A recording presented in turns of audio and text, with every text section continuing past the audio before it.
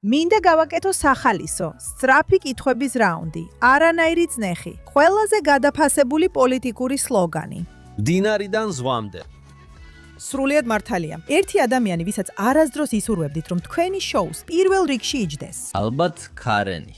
ბრიტანეთში ხალხს უთხარი სცენაზეც კი ვთქვი, თუ ყველაფერი კარგად წავა, შეიძლება ირანში დავბრუნდე, რადგან იქ ახლა ნაკლები მუსლიმია დარჩენილი, ვიდრე დიდ ბრიტანეთში. ჩემთვის დიდი პატივია, რომ ჩვენს ინტერვიუში გვყავს კომიკოსი ნიკოლას დესანტისი, რომელიც აქ არის ტურნესთვის, კომედიური ტურნესთვის Comedy for Kobe-სთან ერთად. მოგესალმები, ნიკ. მადლობა, ფლორ, მადლობა მოწვევისთვის. ძალიან სასიამოვნოა, რომ აქ ხარ. და მინდოდა მეკითხა, რა განსხვავება ამჯერად და წინა ჯერზე? იმიტომ, რომ ბოლო 2 წელიწადნახევარში, რაც ეს სიგიჟე დაიწყო 7 ოქტომბრის შემდეგ და იმ პროტესტების შემდეგ, რაც დიდ ბრიტანეთში ვნახეთ, თქვენ რეალურად გამოჩდით როგორც კომედიური გმირი საღი აზრისთვის და ანტი იმ პრო-პალესტინური მხარის მანიაკების წინააღმდეგ. ამჯერად აქ ყოფნა თქვენთვის განსხვავებული იყო? კი, განსხვავებულია, რადგან ახლა მცნობენ. დიახ, რა თქმა უნდა. ეს ძალიან სასიამოვნოა, რადგან ჯერ კიდევ ესეთი ცნობილი კომიკოსი არ ვარ. ისრაელში კი უკვე ხართ. ხო, რაღაც ხრივ კი, სხვადასხვა ხალხი. უბრალოდ მიცნეს, რადგან ამ ოფის აშკარად ნიშნული არ ქონდა. დახმარებას ვეძებდი, მიმართულებას ვეკითხებოდი. და შევხვდი დანიელს, რომელმაც აღმოჩნდა, რომ ჩემი YouTube ვიდეოებიდან მიცნობდა. აი, ხო ხედავ. ხო, და როცა სართულებს ვეძებდი, მის ოფისში შევედი. მითხრა თუ ვერ იპოვი, მეხუთე სართულზე ამოდი. მეხუთე სართულზე ავედი და ის მისი მამა და ერთ-ერთი კოლეგა ჩემს ვიდეოს უყურებდნენ. არა. ჩვენ ჩემს ერთ ვიდეოს უყურებთ YouTube-ზე. სწორია. ძალიან მიხარია, რომ იერუსალიმში დაკარგვის კარგი გამოცდილება ქონდა. რა თქმა უნდა. მითხარი, შენ კარიერა ჟურნალისტად დაიწყე. სწორია. და ეხლა შენ კომიკოსი ხარ, რომელიც აკვირდება რა ხდება. შეგიძლია ცოტა რამ გვითხრა ამ გარდასახვაზე და ფიქრობ, რომ ეხლა ერთადერთი ადამიანები, ვისაც ნამდვილად შეუძლია თავისუფლად ფიქრი და საუბარი, კომიკოსები არიან. ალბათ ასეა და თუნდაც როგორც კომიკოსი ბევრს რისკავ თუ დიდი ბრიტანეთიდან ხარ. არ ვიცი, რამდენად ქონია ამისთვის თვალყური ადევნებული. ცხადია, დიდი ბრიტანეთთან მჭიდრო კავშირი გაქვს. ასე რომ, მე ჟურნალისტი გავხდი, ეს ყოველთვის ჩემი ოცნება იყო. იცი, როცა სკოლაში ან საშუალო სკოლაში ხარ, თუ კარგად წერ, თუ მსოფლიო გაინტერესებს, გეოგრაფია, მე საერთაშორისო დამოცდილება მაქვს. ასე რომ ალბათ ჩემთვის ყოველთვის მოსალოდნელი იყო. და მე შევერთდი BBC-ს. 2009 წელს BBC-ს სპარსული ტელევიზიის BBC World Service-ის ნაწილის წევრი გავხდი. როგორც ირანში საშუალო სკოლის მოსწავლე BBC World-ს ან ამერიკის ხმას უსმენდი, თუნდაც ისრაელის რადიოსაც. იცით, უცხოურ მაუწყებლობებს ალტერნატიული სიახლეების მისაღებად. რადგან მედია მთლიანად სახელმწიფოს მიერ იმართება, რადიო და ტელევიზია განსაკუთრებით ირანში. ხო, ასე რომ BBC-ში შესვლა ჩემთვის დიდი ნაბიჯი იყო და მეგონა თავს სახლში ვიგრძნობდი. და რა თქმა უნდა, ეს ასრულებდა ჩემს ან ასე მეგონა რომ ასრულებდა შემოქმედებისადმი სურვილს. ხო. მაგრამ, რა თქმა უნდა, მოგვიანებით გავიგე, რომ მედია, განსაკუთრებით ტრადიციული მედია, ერთ ნარატივზეა ორიენტირებული. მემარცხენე, woke, გლობალისტური. თქვენ თავად გამოცადეთ ეს? რა თქმა უნდა. როგორ გამოიხატა ეს? და როდის თქვით, რომ ეს არ იყო ის, სადაც სინამდვილეში ელოდით? გონია ის საკმაოდ სწრაფად მოხდა თანდათანობით, მაგრამ საკმაოდ სწრაფად. რადგან მე ვმუშაობდი რედაქციაში BBC-ის სპარსულ ტელევიზიასთან, მაგრამ ასევე BBC World TV-თან, რომელიც ინგლისურენოვანი არხია. და როგორც თქვი, მე 2009 წელს შევერთდი, მაგრამ 2016 წელს თუ არ ვცდები, Brexit-ის რეფერენდუმი ქონდა. სწორია. შემდეგ ტრამპმა დაიმარჯვა. იყო ეს დიდი. დაპირისპირება თუ გნებავთ კლიმატის ცვლილებაზე, პარიზის კონფერენცია. გონი ეს 2015 წელი იყო. და LGBT იდეოლოგია ეს ის სფეროებია, რომლებიც იცით, სულ უფრო და უფრო ხმაურიანი და საკამათო გახდა, ხო ასეა? და რა თქმა უნდა, თუ ყოველ დღე საინფორმაციო რედაქციაში მუშაობ, შენ გაქვს ახალი ამბების დღის წესრიგი. და აქ მუშაობ ეგრეთ წოდებული საზოგადოებრივ მაუწყებელში, რომელიც ამტკიცებს, რომ მიუკერძოებელია, რომ ყველასთვის და ყველას სახელით მუშაობს. ყველას ასაქმებენ, რადგან ყველასგან იღებენ ანაზღაურებას, გაერთიანებულ სამეფოში ლიცენზიის მოსაკრებლის მეშვეობით. ხო, მაგრამ რეალურად არსებობს დღის წესრიგი და უმრავლესობა, აბსოლუტური უმრავლესობა იმ ადამიანებისა, ვინც ამ ორგანიზაციებში მუშაობს. მარცხნივ იხრება გარკვეულწილად, ზოგჯერ ძალიანაც. და როცა ამ ამბებს ვაშუქებდით, უბრალოდ ვფიქრობდი, რომ ამასთან თავს კომფორტულად ვერ ვზნობ, რადგან ვერ იქნები კრეატიული და ვერ გაავრცელებ სიმართლეს. თუ მთელი დღის წესრიგია, ტრამპი ცუდია, ბრექსიტი ცუდია, მასობრივი იმიგრაცია კარგია, ისლამი ძალიან ზომიერია. და მოგვიანებით მივედით ღაზაში და 7 ოქტომბერს. თქვენ ამბობთ, რომ განსხვავებული აზრისთვის ადგილი არ არის. ფაქტობრივად არა, ანუ ეს ყოველთვის დამოკიდებულია, ხო ასეა. თუ გინდა კარიერა გაიკეთო, თუ გინდა წინ წახვიდე და თუ გინდა ხო გესმი. სახელი დაიმკვიდრო, უნდა მოერგო ჯგუფურ აზროვნებას.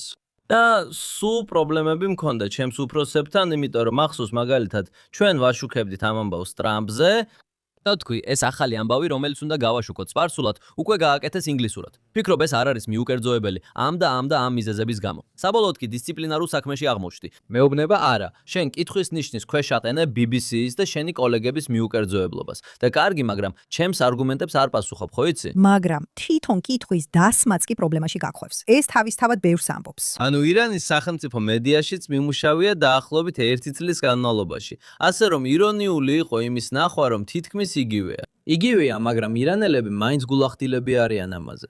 იცი, ისინი არ ამტკიცებენ, რომ მიუკერძოებლები არიან ან სიმართლის ხმა ან რაღაცა მსგავსი.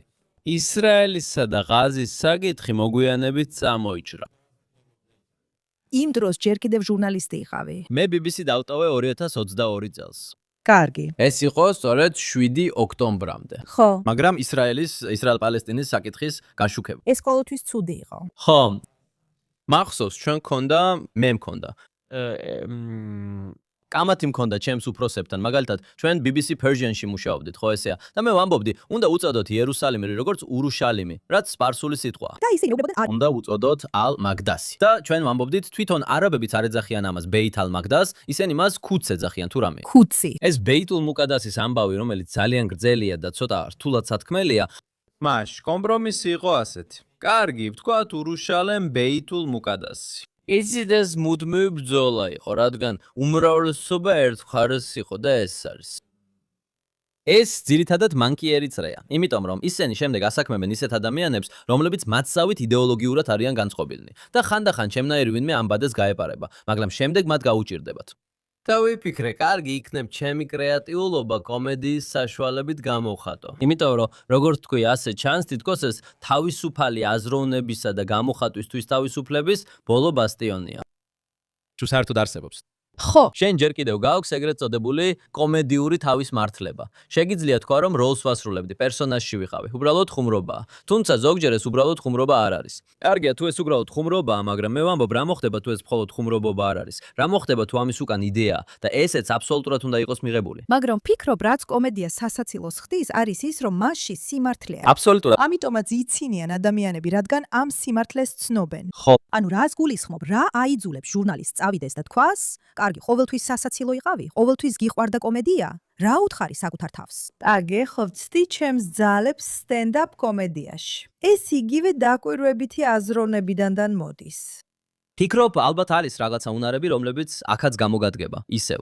ხედავ, ჩემი კომედია ძალიან პოლიტიკურია, ძალიან საერთაშორისო. რაც მეხარება მაგალითად, როცა მიწვეული ვარ ისრაელში, რადგან ვაშუქებ ახლო აღმოსავლეთს და მიმდინარე მოვლენებს. და ისრაელშიც ყველა ისრაელელია, მაგრამ ასევე არიან ამერიკელი ისრაელები, ბრიტანელები, ფრანგები და ირანელები დრო და დრო. ასე რომ ესეც არის. საერთაშორისო ორიენტაცია მეხმარება წერა, კრეატიულობა, დაკვირვება, რაც შეიძლება გამოყენებულ იქნას როგორც ჟურნალისტიკაში, ასევე კომედიაში. ფიქრობ, ალბათ ცოტათი სასაცილო ვიყავი, როცა სკოლაში ვსწავლობდი, ისევ ირანში. ჩვენ გვქონდა რაღაც სახის ფარული გაზეთები ან ჟურნალები, სადაც მასწავლებლებს ვასხავდით ან სატირიზებდით. ან ხომ იცით ინსტიტუტებს. იცით, იმიტომ რომ ქონდა, ხო იცით, იძულებითი ლოცვები? ამიტომ უკვე კლასის მასხარა იყავი და ხალხის გაცინება გიყვარდა, ესე ვთქვათ. ყავდა მეგობარი, რომელიც კარგად ხატავდა კარიკატურებს. ხო? და მე ვწერდი ტექსტს და ვაკეთებდით ამ ყველაფრის ფოტოკოპირებას. ვაუ, ანუ დისიდენტი იყავი? ხო, სკოლაში. ხო. ასე რომ ალბათ ეს არის ის თავდაჯერებულობა და ხალხი. ეხლაც კი ჩემი მეგობრები ახლა კანადაში არიან, ამერიკაში მრავალი მათგანი როგორ წარმოიდგენთ. ასე რომ ხანდახან WhatsApp-ის ჯგუფებში ხალხი ამბობს, რა მოუვიდა ნიკოლას, აქვს ვინმეს იმ ჟურნალების ასლები? ასე რომ გონი ეს იყო დასაწყისი და როცა ლონდონში გადავედი, ბევრ კომედიას უყურებდი. მაშინ ჩემი ცოლი, რომელიც მაშინ ჩემი შეყვარებული იყო, მითხრა, რატო არ ცდი შენ თვითონ? ვაუ. ასე რომ კურსი გავიარე, გონია რომ ეს რჩევა მერე ინანა, რადგან ეხლა მეო მოგზაურობ და ის ბავშვებთან რჩება. მაგრამ ასე დაიწყო ყველაფერი. ვაუ, და მერე იცი ავაცებს ამბობ.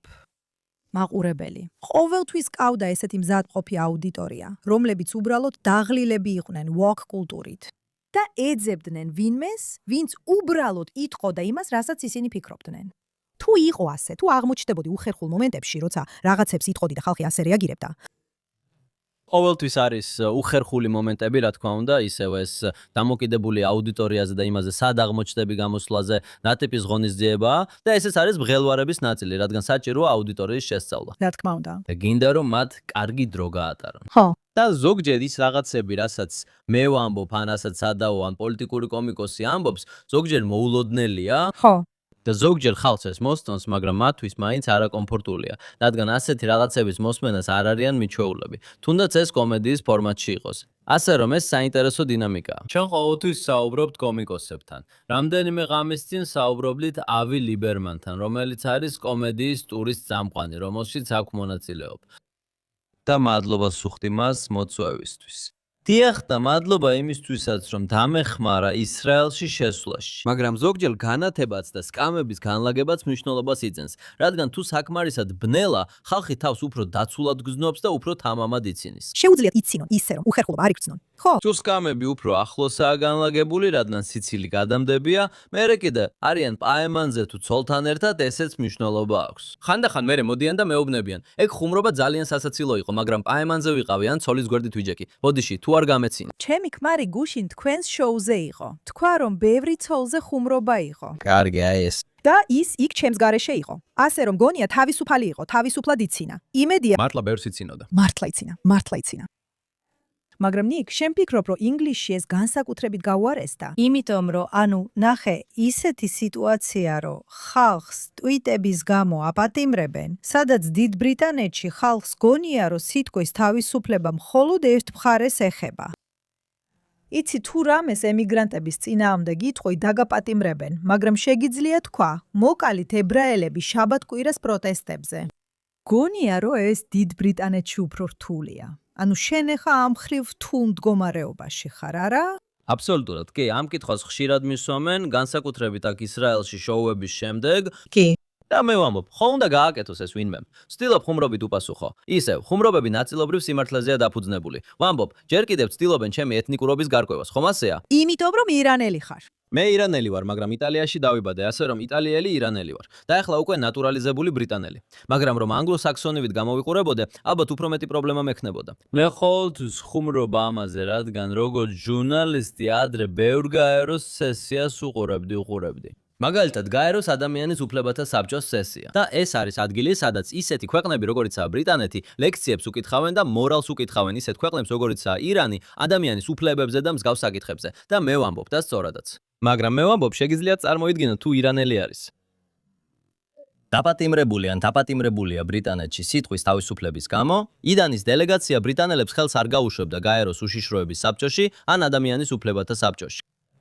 და ჩვენ მართლაც გქონდა დაპატიმრებები. ცნობილი კომიკოსი გრაჰამ ლაინენი დააკავეს მონი გასულ წელს და ეს გლობალური ამბავი იყო, რადგან ის ესეთი გამორჩეული ფიგურაა. ხო. კიდევ ერთხელ ხუმრობით ვამბობ, იქნებ იმიტომ არ დამაკავეს, რომ ეს მართლაც ძალიან გააძლიერებდა ჩემს კარიერასა და პოპულარობას. არ იცი, მაგრამ ეს საშინელი სიტუაცია. ისინი ამტკიცებენ, რომ ქეირ სტარმერი უთიფრად დგას დონალდ ტრამპის წინაშე და ამტკიცებენ, რომ გვაქვს სიტყვის თავისუფლება და ამით ძალიან ვამაყობთ. მაგრამ რეალურად ჩვენ გქონდა დაკავებები, მრავალი დაკავება. ისინი ცდილობენ, რომ კრეხელობის კანონები ფარულად შემოიტანონ. ხო. იცი, ისინი ცდილობენ ამას სხვანაირად წარმოაჩინონ, არ ვიცი, საზოგადოებრივი წესრიგის ან უსაფრთხოების აქტად, მაგრამ უკვე იმოქმედეს ამაზე. და ამ წუთას როცა ვსაუბრობთ, ინგლისში არეულობები მიმდინარეობს ამ თეთრკანიანი ბიჭის საშინელი მკვლელობის გამო. ის საწყალი ბიჭი. მართლა გულს მткენს. ბიჭი, რომელიც პოლიციამ დააკავა, ის ბავშვი, რომელიც დააჯერეს და არა ისინი, ვინც დაჭრა, როცა ის სისხლში იყო. როცა ის სისხლში იყო და კვდებოდა. ვიდეოები ძაღლცელდა. და ხო, რა გონიათ? გვაქვს არეულობები. და რა თქმა უნდა, ჩვენს პრემიერ-მინისტრს ისევ არ აქვს თანაგრძნობის სიტყვები მის მიმართ. ზუსტად ისე, როგორც არ ქონდა საუთფორტის შემთხვევაშიც. ასე რომ ეს ქმნის ისიც არ მინდა საკუთარი თავი შევაქო, მაგრამ ეს ხდის კომედიას უფრო მნიშვნელოვანს, რადგან მემარცხენეებმა ყველაფერი ჩაიგდეს ხელში. ეს ერთადერთია, რაც დაგვრჩა. ეს არის ბოლო ბარიერი, მეტი არაფერი. ბოლო ბარიერი, უნივერსიტეტები, მედია, ჰოლივუდი. მედია, თავად კომედიის წრე. ასე რომ, ეს იმას არ გავს, რასაც ჩვენ აქ ისრაელში ვაკეთებთ, როგორც ხალხს ვეუბნებოდი, აქ მშვენიერ თეატრებში ვთამაშობთ. მაგრამ კონსერვატორი კომიკოსები ინგლისში შეიძლება მხოლოდ რამდენიმე ან ნაკლები, რომლებიც უკვე იმდენად ცნობილები არიან, რომ ვიცით, უფრო დიდ ადგილებში შეუცვლელები ან გაუქმებას დაუქვემდებარებლებით უგნებოთ. მაგრამ მე ვხუმრობთ. ჩვენ ვატარებთ ღონისძიებებს პაბების სარდაფებში, მიტოვებულ პოსტინდუსტრიულ საწყობებში, სკოლებში, კერძო სკოლებში, ვენიუებში, სათემო დარბაზებში, ისეთ ადგილებში, რომლებიც ნაკლებად ცნობილია. რადგან ტრადიციული კომედიის კლუბები ან არ მოგცემდნენ გამოსვლის უფლებას, ან ძალიან მარტივად გაგვაუქმებდნენ. როგორც კი ერთ გაბრაზებულ იმეილს ან ზარს მიიღებდნენ. ასე რომ, ინგლისში მქონია გამოსვლები, სადაც ადგილი საიდუმლოა და სტუმრები იმავე დღეს იღებენ იმეილს, რათა შემცირდეს გაუქმების რისკი. და მაინც პრემიერ-მინისტრი ამტკიცებს, რომ გვაქვს სიტყვის თავისუფლება. ასე რომ, ეს კომედიას კიდევ უფრო მნიშვნელოვანს ხდის. და რომ დაუბრუნდეთ თქვენს წინა კითხვას, არიან ადამიანები, რომლებიც ამბობენ, ვაუ, ეს ძალიან სასიამოვნოა, რადგან ყველაფერი ასე მოსაწყენად ერთნაირი გახდა. ყველა სცენაზე გადის და საუბრობს. სუპერმარკეტში თვითმომსახურების სალაროზე, ტინდერზე და ტრამპზე. და არც კი, მე მზად ვარ ცოტა კარგი იუმორისთვის ტრამპზე, რა თქმა უნდა. მაგრამ იგივე ძველი ხუმრობები და მარტივი ხუმრობები, კათოლიკური ეკლესია, კათოლიკე მღვდლები, მართლა და ამას უწოდებთ ძლიერთა გაკრიტიკებას. ვინმე ოდესმე პრობლემაში მოხვედრილა კათოლიკე მღვდლებზე, პაპზე ან ტრამპზე ხუმრობის გამო, ასე რომ ისინი საკუთარ თავს უწოდებენ, ხო ვიცით, მეამბოხებს. და რა არის ტერმინი დამანგრეველი კომიკოსები, მაგრამ ისინი არ ანგრევენ არავის მოლოდინებს. ისინი უბრალოდ იმეორებენ იმავე დადგენილ ფრაზებს, რასაც სისტემა ამბობს. კლიმატის ცვლილება, გენდერული ხელფასების სხვაობა, LGBT, ღაზა, იმიგრაცია კარგია, კონსერვატორები არიან, რაც გინდათ დაასახელეთ. ამიტომ პოლიტიკურ კომედიას, რომელიც განსხვავდება მთავარი ნაკადისა და ჯგუფური აზროვნებისგან, კიდევ უფრო მნიშვნელოვანი ხდის.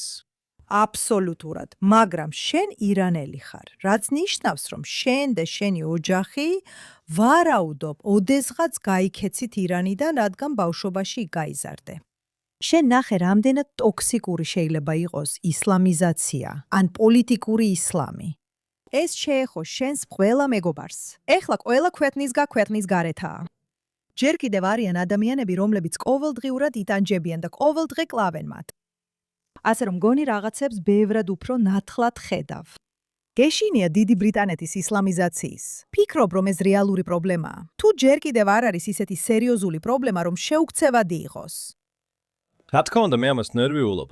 ადამიანებისთვის, ვინც ირანიდან გამოიქცა, ეს საშინელი დეჟავუა, ხო ესე? იმიტომ რომ მათ ეს უკვე ნახეს, რასაც ირანის გარდაცვლილი შახი რეაქციულ წითელ და შავ ძალებს ეძახდა, შავი იყო ისლამისტები და წითელი კომუნისტები. და ეს უთმინდური ალიანსი, რომელმაც 1979 წელს ის გააკეთა, რაც გააკეთა, ეხლა ყოველას თვალწინ ხდება. და ეს სცენარი მეორდება. და ხედავთ, როგორ არიან მემარცხენეები, ვოუქები და გარენები, საშუალო ფენის თეთრკანიანი ქალები, ირონიულად ისლამით მოხიბლულები და მასთან ალიანსში. ჩვენ ვიცით მიზეზი, მაგრამ იქნება არც ვიცით. მოდი ამაზე არ ვისაუბროთ, მაგრამ ჩვენთვის ვფიქრობთ, მოიცადე ერთი წუთით, ჩვენ და მე ამაზე ხუმრობით ვთქვი. ბრიტანეთში ხალხს უთხარი სცენაზეც კი განსაკუთრებით მას შემდეგ, რაც შარშანდელი და წლევანდელი ომი მოხდა, ვთქვი, თუ ყველაფერი კარგად წავა, შეიძლება ირანში დავბრუნდე, რადგან იქ ახლა ნაკლები მუსლიმია დარჩენილი ვიდრე დიდ ბრიტანეთში. ამიტომ ვფიქრობ, დროა ვიმოქმედოთ. არ ვიცი, გვიანია თუ არა ჩვენთვის, მაგრამ უნდა ვიმოქმედოთ და უნდა ვიმოქმედოთ გადამწყვეტად, რადგან ეს ჩვენი და ჩემი კარგი მეგობრის ნიკ დიქსონის საქმე. ის ამბობდა, ხო, შეგიძლია ირანში წახვიდე, მაგრამ ინგლისი ერთადერთია რაც გვაქვს და სხვა ადგილი არ არსებობს, სადაც წასვლა შეგვიძლია. აი ესე გძნობენ ებრაელები თავს ახლა, ამ ყველაფრის ფონზე. გულისხმობ ანტისემიტიზმის ზრდა დიდ ბრიტანეთში შოკის მომგრელია. ყოველ კვირას ახალი თავდასხმა ხდება და რა თქმა უნდა, Keir Starmer-ის სინანული ისმის, მაგრამ ქმედება სად არის? თუ უბრალოდ ებრაელები გალიებში უნდა ჩასვან. ეს არის გამოსავლები, ეს შემოთავაზებებია? და როგორც მე ვიყავი, ჩვენ მოგზაურობდით ისრაელში, ჩვენი ბაზა იერუსალიმში და თელ-ავივში იყო, მაგრამ სხვადასხვა ადგილასაც წავედით. და ჩემი ისრაელიან ებრაელი მეგობრები მიყვებოდნენ, რამდენად უფრო ხშირად ისმის ბრიტანული ან ფრანგული აქცენტი, მაგალითად გარკვეულ უბნებში, რადგან ხალხი გადადის. რა თქმა უნდა. მაგრამ ეს მახსენებს გოლდა მეირის ციტატას, როცა ჰკითხეს, რა არის ისრაელის არმიის საიდუმლო იარაღი, რომ ასე წარმატებულია ამ ომებში. და მან თქვა, იმიტომ რომ ჩვენ სხვა ადგილი არ გვაქვს, სადაც წავალთ, უკან დაბრუნება არ შეგვიძლია. და ეს არის უმეტესობა დასავლეთ ევროპელების მდგომარეობა, რადგან მათ არ აქვთ ირანული პასპორტი, ან იცით, ყველას არ შეუძლია დაბრუნდეს აღთქმულ მიწაზე ან არგენტინაში. ევროპა ძალიან ძვირფასია და ჩვენ უნდა დავიცვათ იგი. მაგრამ იფიქრებდი, რომ ისინი უფრო მეტად იბრძოლებდნენ. ასე იფიქრებდი, არა, ტრამპი ასეთი შთაგონება იყო. ეხლა ვნახავთ, რადგან სამწუხაროდ სკანდალზე მოდის, ეს ლეიბორისტული მთავრობა და Keir Starmer არ შეცვლილან, რადგან მათ ასეთი უზარმაზარი უმრავლესობა აქვთ კონსერვატორების ცუდი მმართველობის გამო, არა იმიტომ, რომ მათ ასე კარგად გააკეთეს. მაგრამ საქმე ისაა, რომ მათ ასეთი უმრავლესობა აქვს და ყველა სკანდალმა დაართვათ. იცი, საუთპორტი, ეხა ჰენრი ნოვაკი, მანდელსონი, ეპსტეინის საქმეები, ანტისემიტიზმი, ინფლაცია, რაც გინდა დაასახელე. და ის მაინც იქ არის. მაგრამ შემდეგ ჯერზე მომავალ საერთო არჩევნებზე, რომელიც სამწუხაროდ კიდევ რამდენიმე წელიწადშია, ვნახავთ რა მოხდება. პრობლემა ისაა, რომ მაშინაც კი როცა იგებ, მაგალითად იტალიაში ყავს ჯორჯია მელონი, იცი, სხვა ევროპულ ქვეყნებში ყავს გერტ ვილდერსი. ზოგჯერ მართლა იგებ, მაგრამ მაშინაც კი როცა იგებ, გლობალისტური ძალები, ევროკავშირი, საერთაშორისო სავალუტო ფონდი, ევროპის ცენტრალური ბანკი მაინც წინააღმდეგობას გიწევენ.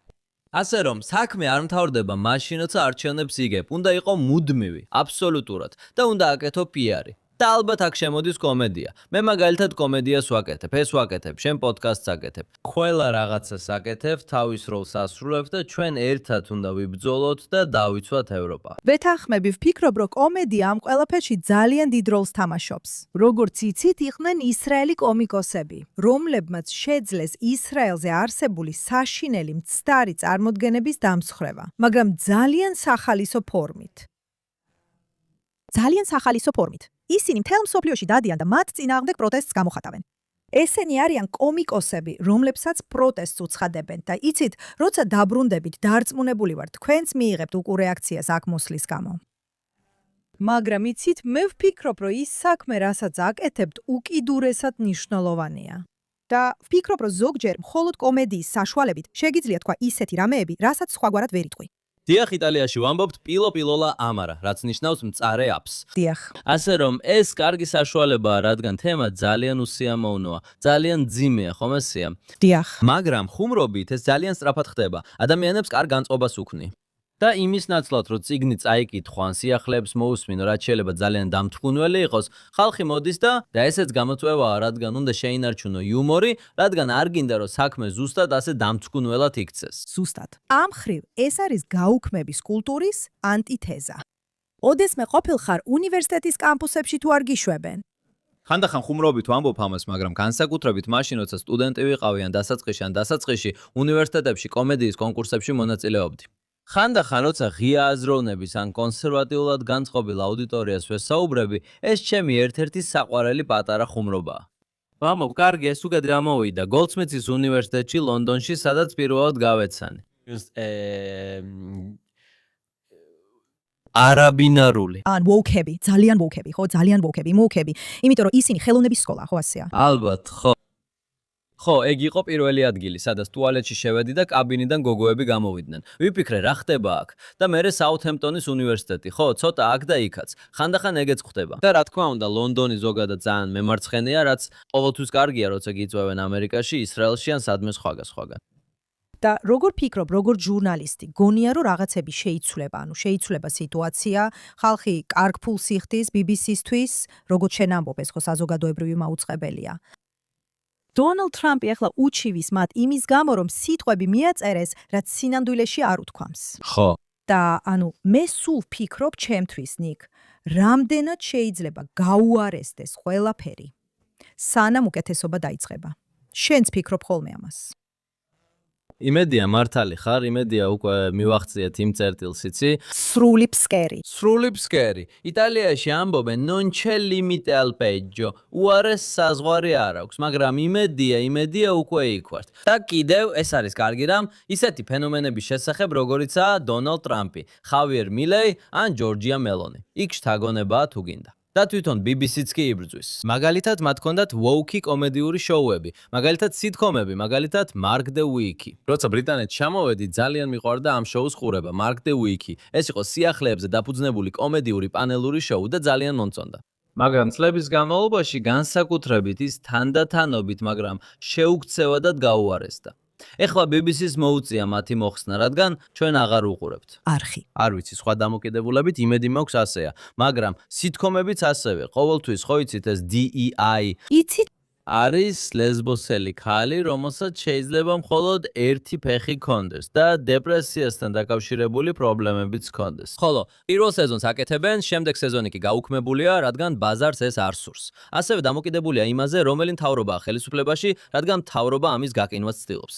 იდეა იყო ესეთი. კარგი გინდათ მოგაწოდოთ მიუკერძოებელი სიახლეები და ამასაც კი ვერ ერახერხებთ?